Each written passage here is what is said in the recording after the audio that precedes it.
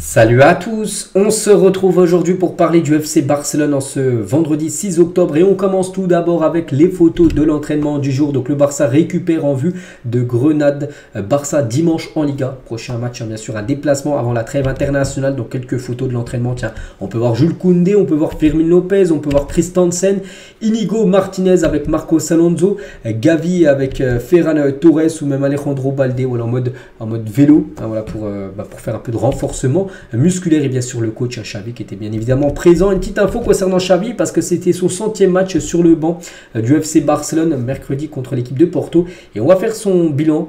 Donc 100 matchs, 63 victoires, 18 matchs nuls, 19 défaites, donc le bilan est plutôt bon, hein, voilà, 63 victoires et 19 défaites. Voilà, il y a beaucoup plus gagné que perdu. 191 buts marqués et 96 buts encaissés. Donc oui, si on fait le bilan, le gars, le compte est bon tout simplement. Plus 2 titres remportés. Donc la Super Coupe d'Espagne et la Liga remportée saison dernière. Donc oui, pour l'instant c'est plutôt une réussite hein, depuis qu'il a pris les rênes du FC Barcelone. Le programme pour ce mois d'octobre, hein, donc il y a eu Porto.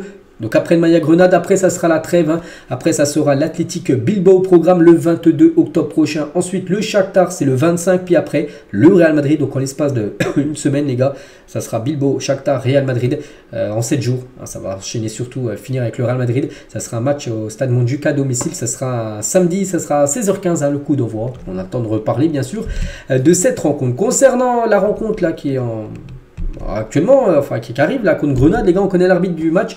Donc ça sera César Soto Grado qui sera l'arbitre du match entre Grenade et Barcelone. Donc il a déjà arbitré le Barça bien sûr dans le passé, hein, cet arbitre espagnol. On continue avec les une que je monte tous les jours, Mundo Deportivo et Sport. Et ça revient sur Lewandowski, donc les vies KO. Et ça c'est un gros coup dur les gars par rapport au tacle qu'il a subi hein, lors du match contre Porto. Hier il a fait des tests et ça sent pas bon pour lui. Il fait la une journal Mundo Deportivo, il fait également la une tout simplement du journal Sport. Lewandowski sans Classico. Donc parce qu'il devrait être forfait les gars pour le Classico. Ça veut dire que c'est quand même une blessure plutôt grave. Hein. Donc il y a le communiqué officiel médical de la part du Barça. Regardez, hein, donc Lewandowski souffre d'une entorse à la cheville gauche. La durée de son absence dépendra de son évolution. Voilà, donc entorse à la cheville, les gars, c'est quasiment minimum un mois. Donc voilà, dans un mois, les gars, on sera début novembre, ce qui veut dire que le match contre le Real Madrid, voilà, on peut dire qu'il est forfait. Et c'est bien évidemment un énorme coup dur. Hein. Donc Lewandowski manquera le Classico et sera absent pendant plus d'un mois. Donc c'est pourquoi un gros coup dur, c'est parce que le Barça a déjà pas mal de joueurs blessés. Et on a l'impression à chaque match, il y a un joueur qui se blesse. Ça c'est totalement fou, surtout des cadres. Hein. Donc là, il y a eu Lewandowski contre Porto. Le match avant, souvenez-vous contre Séville, ça avait été Rafinha qui avait été blessé. Le match avant, quelques jours avant, c'est contre Mallorca. Le Barça avait fait 2-2. Ça avait été Frenkie de Jong qui avait été blessé. Hein, de Jong, Rafinha, Lewandowski, c'est quand même 3 quarts de l'équipe qui sont blessés. Donc heureusement qu'il y a la trêve internationale là. Hein, il ne reste plus qu'un match après la trêve. Comme ça, tout le monde va pouvoir un peu souffler. Mais voilà, ça enchaîne les blessures et c'est un gros coup dur. Et du coup, maintenant, la question qu'on se pose hein, avec la blessure de Lewandowski, qui sera l'attaquant du Barça pendant l'absence de Lewandowski pendant au moins un mois? Fermín López en 9, Ferran Torres en 9 ou Félix en 9? Donc voilà, c'est une question bien sûr posée par Sport. Bon, moi, parmi les trois, je partirais sur Ferran Torres avec ce qui monte en ce début de saison. Pour moi, regardez, il a remplacé Lewandowski lors du match contre Porto, il a été buteur à la place de Lewandowski. Donc oui, je partirais sur Ferran Torres, mais bon, voilà, c'est des choix, il va falloir être, enfin des choix qui sera fait par Xavi. Hein.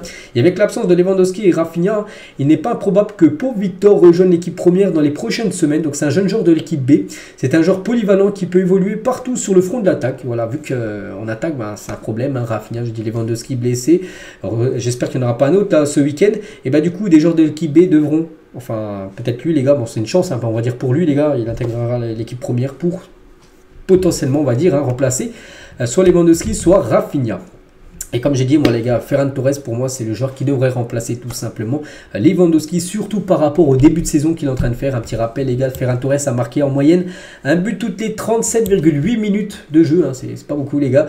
Lorsqu'il est entré en jeu, hein, cette saison, 5 buts en 189 minutes de jeu. Hein, c'est quand même incroyable, les gars. Donc voilà, pour moi, je partirais sur lui pour le mois prochain, là, pour être le numéro 9, hein, bien sûr, du côté du Barça. Donc voilà, concernant Ferran Torres. On va parler de Ter Stegen. Donc le Barça a gardé 2 feuilles blanches, donc 2 clean sheets d'affilée en Ligue des Champions pour la première fois depuis 2017. C'est vrai qu'il y a eu 5-0 contre Antwerp, donc pas de but pris. Et là, 1-0 contre Porto, pas de but pris, donc c'était plus arrivé depuis 2017. En gros, le Barça enchaîne 2 matchs d'affilée sans prendre de but en Champions League.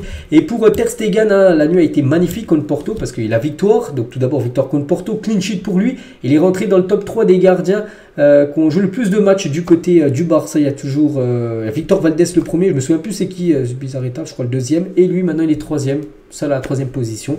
Le légendaire, bien sûr, Ter Stegen, qui sera, je pense, quand il prendra sa retraite au Barça, il sera peut-être le plus grand gardien de l'histoire, hein, je pense, du FC Barcelone.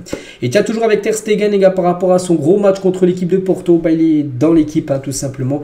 L'équipe type de cette semaine en Ligue des Champions, et c'est totalement mérité. Donc il est dedans, là, dans l'équipe officielle, hein, de l'UEFA Ligue des Champions, aussi sur l'application, c'est laquelle ça, WhoScored, les gars, donc il est également dedans. Et on peut voir aussi Cancelo, qui est également présent, hein, dans cette équipe des meilleurs joueurs de cette deuxième journée de la Ligue des Champions.